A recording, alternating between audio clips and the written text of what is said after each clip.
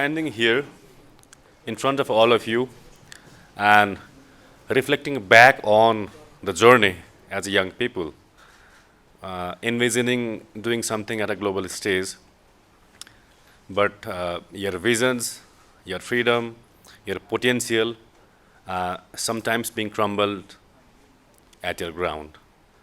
I think that's where we start our journey, and that's where we need to reflect back upon something that we will be discussing today. I just reflect back on this photo. Uh, I think it's around 2009 when aspiring young leader who envisioned himself to talk sometime in the global platform on the global youth policies, influencing the policies positively. And it was a kind of a starting of my journey. And then what I believe is that, that the confidence you need to have on what you speak and what you have is very important. And I think the journey from here, in one of the colleges that I was studying, and then my teacher said, "Do you like to say something?" And I was like, "Of course," because I knew from the beginning that if you have to be vocal, you need to be in the front, or you need to be at least advocating and presenting yourself.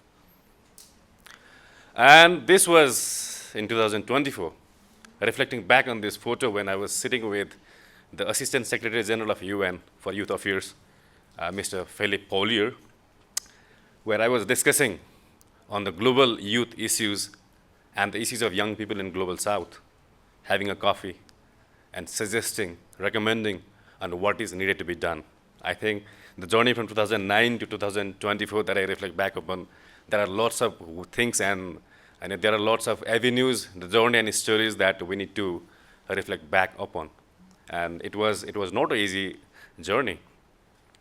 Being someone from a middle class family, where your families have no ideas on what is activism, what is youth issues, and what is it's like to be a young leader. You have to feed your family, you have to have a good job, it has to be secured, permanent, that's it. But I always envision myself and the young people that I engage with that, there is more to the life that you need to do.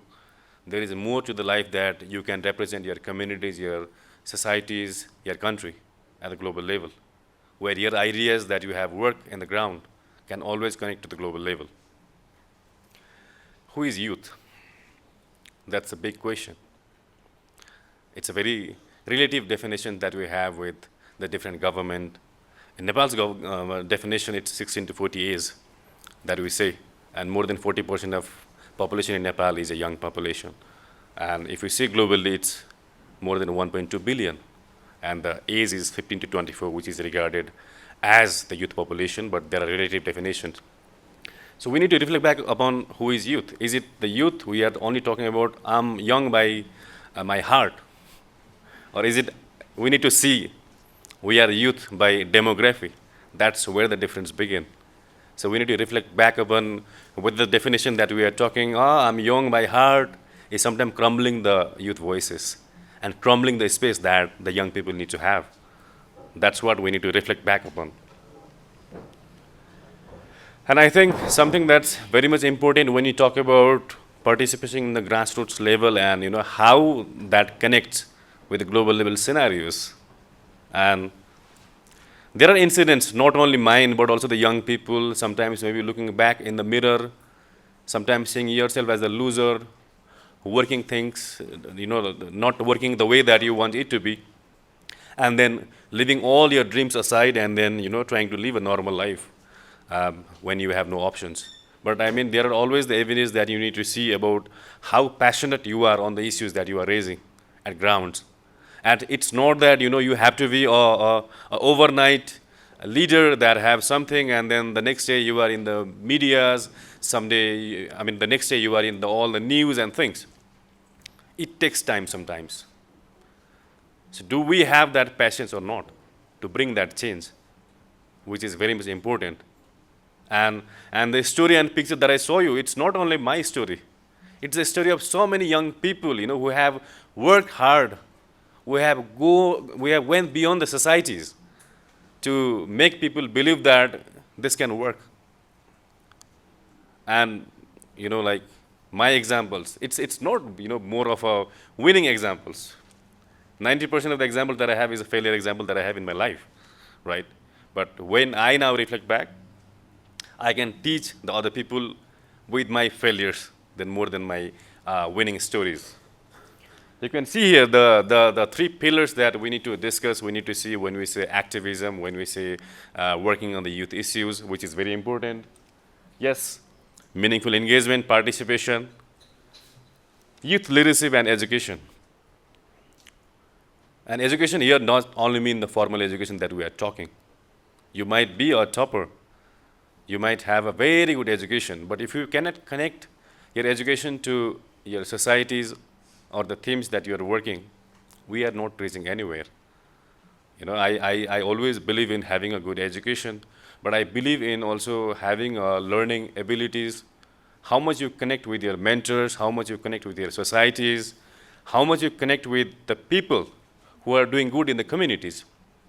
Because inspiration doesn't only have to come from the world leaders. You have people in your neighbors and then you don't know them. That's the problem. We talk about global issues and sometimes we miss out what is there missing in our communities and societies. That's the problem. And there is no loss in knowing your communities, there is no loss in knowing your surroundings. Until and unless you don't know what you are, how are you going to influence others? Until and unless you don't know what is your capabilities and what is your competencies, how are we able to bring the changes? And now that when I travel to the different conferences, programs, and then where we need to contribute on what we have learned, and when I travel in the train or in the plane, and then I just reflect back upon the journey, how it came so far and how hard it was and how many connecting dots that we need to have. And then your stories gets global, and then the global story that you have or the global leaders replicate the ideas of young people who are doing the significant work in the ground. So you need to find out what is the platform, what we need to be on that. So what is the essence that we need to have when we talk? And sometimes, the young leaders and friends come to me and ask, like what is the formula, and how do you get to these lots of platforms where you have a significant contributions, and how do these young leaders or how do these people do that? you know and there is not a magic formula of what the global leaders or what the young leaders do. I think this is something is that the ability that you have to nurture yourself and to nurture others as well. How much open are you on the ideas? How much open are you to accept others' ideas? Listening and active listening, it's very different. And I think I can say confidently, you working with young people, we listen to respond. We don't listen to reflect back. That's the problem. So how much openness, how much caring abilities that we have to the other people, how much affections, positive affection that we have to the communities is very much important if we are talking about raising the social issues, if we are raising the issues that are very much crucial to the communities that needs to be empowered and work upon. And yes, training, mentoring, and skills development programs. I talk a lot on this sometimes.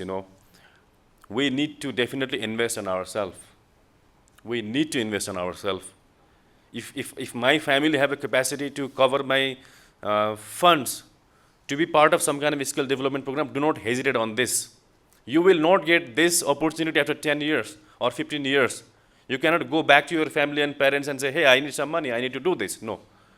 But when you have those opportunities, you need to try to see that. That doesn't mean that we don't need to enjoy life. I'm speaking here doesn't mean that someone who comes here and speak is not someone who is always speaking and then being very serious on life. We need to live life.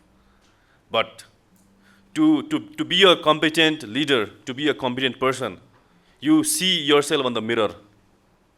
Mirror never judges us. It reflects back on what we are. It reflects what we speak.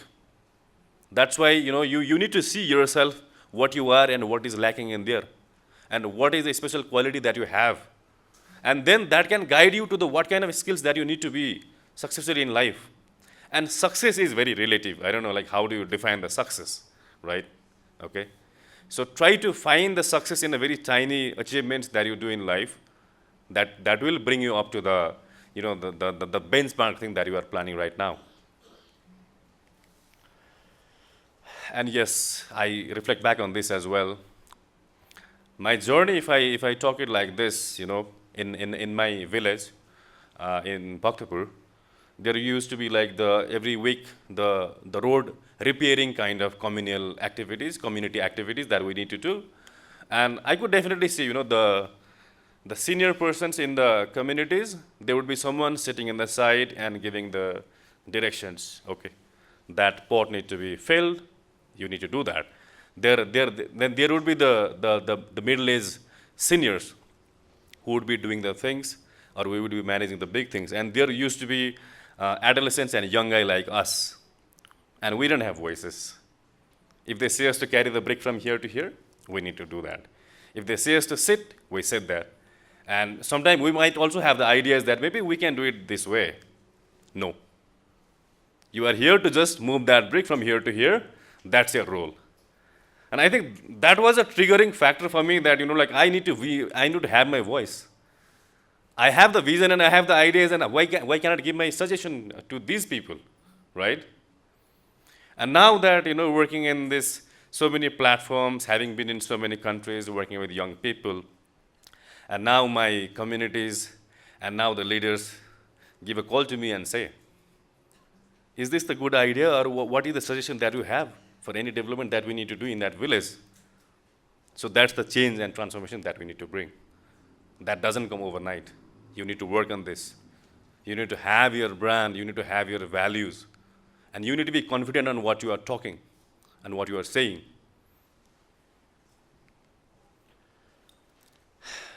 Do we reflect back upon this or not when we are talking about grassroots and global initiatives and shining in the global platforms? These are the essence that is very much important when we are imagining ourselves working for others. Are we ourselves engaged as a citizen or not? Are we meaningfully engaging other people in the whole development process or not? In the transformation or not? Positive youth development, yes. There are two parts of peace, if I say, positive and negative peace, right? Negative peace isn't negative at all time, but positive peace is more about bringing the harmony, while negative peace is all about just, resolving the conflict for now. So when I'm talking about positive youth development, it's not about, having lots of young faces here listening to this. There is beyond to this about the positive youth development where you have a role, where you critically give feedback on what is going on and what is needed to be done, and whether you see yourself in the decision-making process or not. That's something that you need to see. So if you can reflect back to that journey at your grassroots level, at your communities, at your schools, colleges, or organizations, that's where the change begins.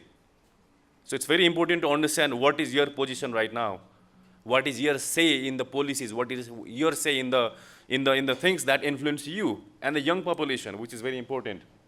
And yes, belongingness, until and unless you are able to make the other people feel comfortable to talk about his vulnerabilities, her vulnerabilities, their vulnerabilities, it's not going to work like that. And it's sometimes even I used to imagine like that, okay, the global platform, and I could see the people advocating and things, and oh my God, I mean, they are Avengers, or they are, superhumans. It's not like that. They still talk like us, or when I am there, I still talk like the normal discussions and the things, and that we reflect back upon what were the practices and the things that is very much, suitable and that can be done in the ground. So the belongingness and humbleness is very much important when we are talking about activism and talking about the youth issues. Let's be open to have all kind of diversities coming to us to discuss, to talk. You have to be that kind of person. And yes, social justice. All the areas that we are working is always connected with this. Are we bringing the justice to the society or not? Are we bringing justice to ourselves or not? Which is very much important. So it's very important to reflect back every time. Every time I go home working all the day, and then, I reflect back upon how was the day, what did I did, and I feel happy.